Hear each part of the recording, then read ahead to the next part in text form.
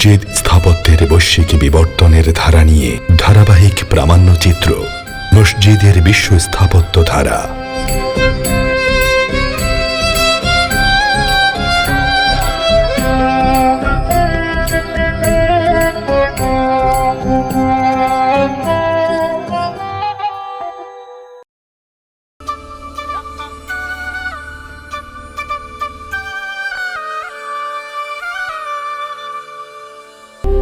ইসলামের প্রথম যুগে মসজিদগুলো সাধারণত ছিল এক গম্বুজ বিশিষ্ট অথবা সম্পূর্ণ গম্বুজবিহীন।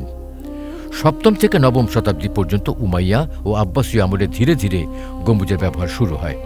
তবে সে সময়ও সাধারণত মিহরাবের উপর কিংবা কেন্দ্রে একটি প্রধান গম্বুজই দেখা যেত। চতুর্দশ শতাব্দীর একেবারে শেষ দিকে তুরস্কের বার্সা নগরীতে উসমানী সুলতান প্রথম বাইজিদ প্রায় ২০টি গম্বুজ নিয়ে একটি বহু গম্বুজ মসজিদ নির্মাণ করেন। এই নির্মাণের মাধ্যমেই বিশ্বজুড়ে বহু গম্বুজ মসজিদের ধারার সূচনা ঘটে।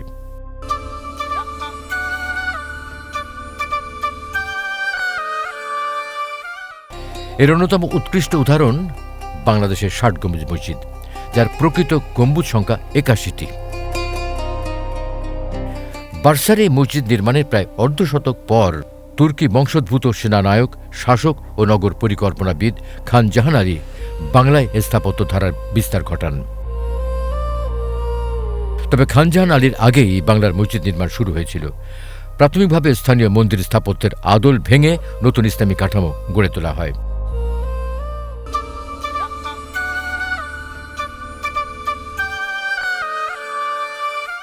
চতুর্দশ শতাব্দীর শেষ ভাগ কিংবা পঞ্চদশ শতাব্দীর সূচনা লগ্নে ঝিনাইদহ জেলার কালীগঞ্জ উপজেলার বারোবাজার গ্রামে জোড় বাংলা মসজিদ নির্মাণের মধ্যে দিয়ে বর্তমান বাংলাদেশের মসজিদ স্থাপত্যে এক স্বতন্ত্র ধারার বিকাশ ঘটে। পশ্চিমবঙ্গের আদিনা মসজিদের স্থাপত্য ধারার অনুপ্রেরণায় নির্মিত এই এক গম্বুজ বিশিষ্ট মসজিদটি উঁচু ধাপ বিশিষ্ট প্ল্যাটফর্মের উপর স্থাপিত। বর্গাকার অভ্যন্তর, পুরো দেয়াল, চারকোনার অষ্টভুজ বুরুজ এবং জ্যামিতিক অলঙ্করণ সব মিলিয়ে এটি বাংলার প্রাথমিক মসজিদ স্থাপত্যের গুরুত্বপূর্ণ নিদর্শন। জোড় বাংলা মসজিদের সঙ্গে সামনের বারান্দায় ৩টি ছোট গম্বুজ যুক্ত হয়ে গড়ে ওঠে গোড়ার মসজিদ। একই ধারায় চাঁপাইনবাবগঞ্জে নির্মিত হয় রাজবিবি মসজিদ। সময়ের ব্যবধানে এই ধারার বিবর্তনের নমুনা দেখা যায় ঝিনাইদহের গলাকাটা মসজিদে, যেখানে ২ সারিতে ৬টি ছোট গম্বুজ পেন্টেন্টিভ পদ্ধতিতে স্থাপিত। বর্তমান খুলনার বাগেরহাটে খলিফাতাবাদ তৈরি করে খান জাহান আলী দেশের দক্ষিণ পূর্বাঞ্চলে বেশ কিছু মসজিদ নির্মাণ করেন। তার নির্মাণ আদর্শে দীক্ষিত হয়ে ৪টি ৯ গম্বুজ মসজিদ তৈরি হয়েছিল। তার ৩টিই ছিল বাগেরহাটে, একটি ছিল বরিশাল জেলার গৌরনদী উপজেলা কসবা গ্রামে।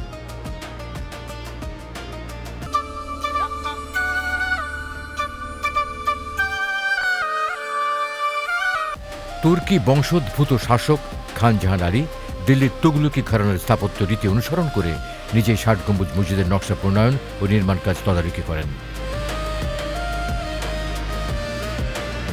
ইলিয়াস শাহী আমলের নির্মাণ রীতি, দিল্লির তুগলকি স্থাপত্য ধারা এবং বাংলার প্রাচীন চৌচারা ঘর নির্মাণ শৈলীর সমন্বয়েই এই মসজিদটি নির্মিত হয়। যদিও এটি ৬০ গম্বুজ মসজিদ নামে পরিচিত, প্রকৃতপক্ষে এখানে মোট গম্বুজের সংখ্যা ৮১টি। ৬০টি স্তম্ভের উপরে ৭৭টি গম্বুজ এবং ৪ কোণের বুরুজের উপর আরও ৪টি। ১৬০ ফুট বা ১০৮ ফুট আয়তনের আয়তন ক্ষেত্রাকার এই মসজিদের পূর্ব দিকে রয়েছে ১১টি এবং উত্তর ও দক্ষিণ দিকে ৭টি করে খিলান দরজা। ভেতরে রয়েছে ৭ সারির স্তম্ভ এবং আড়াআড়ি ১১ সারিতে সাদা মার্বেল পাথরের থাম। এসব থামের উপর স্থাপিত খিলানের সারির উপর ভর করে রয়েছে ৭৭টি গম্বুজ।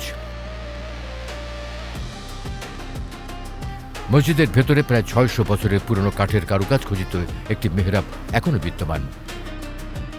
৬০ গম্বুজ মসজিদটি দেখতে অনেকটা দুর্গের মতো। এর দেয়াল প্রায় ৬ ফুট পুরু। প্রায় ৬০০ বছর আগে পোড়ানো লাল মাটির ইট দিয়ে এই মসজিদ নির্মিত হয়।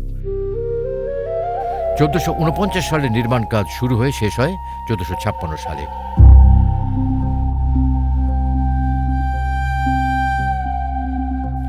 মসজিদের ছাদ পুরোপুরি সমতল নয়।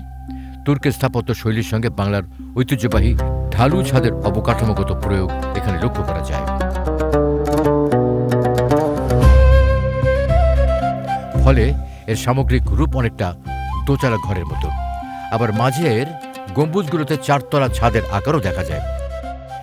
মসজিদের দেয়ালের টেরাকোটার কাজ, ৬০০ বছরের পুরনো অলঙ্করণ রীতি এবং পঞ্চদশ শতাব্দীর স্থাপত্য কৌশল সব মিলিয়ে খুলনা বিভাগের বাগেরহাটের এই ৬০ গম্বুজ মসজিদ বাংলাদেশে অবস্থিত ইসলামী স্থাপত্য কলার এক অনুপম আদর্শ হিসেবে প্রতিষ্ঠিত। ভারী বৃষ্টিপাতের কারণে পাথরের বদলে ইটের ব্যবহার, প্রশস্ত হল ঢাকতে একটিমাত্র বড় গম্বুজের পরিবর্তে বহু ছোট গম্বুজের সুবিধাজনক প্রয়োগ এবং স্থানীয় নির্মাণ ঐতিহ্য ও আবহাওয়ার সঙ্গে মানানসই নকশা, এইসব কারণেই বড় একক গম্বুজের বদলে ছোট ছোট গম্বুজ বিশিষ্ট মসজিদের ধারার সূচনা হয়।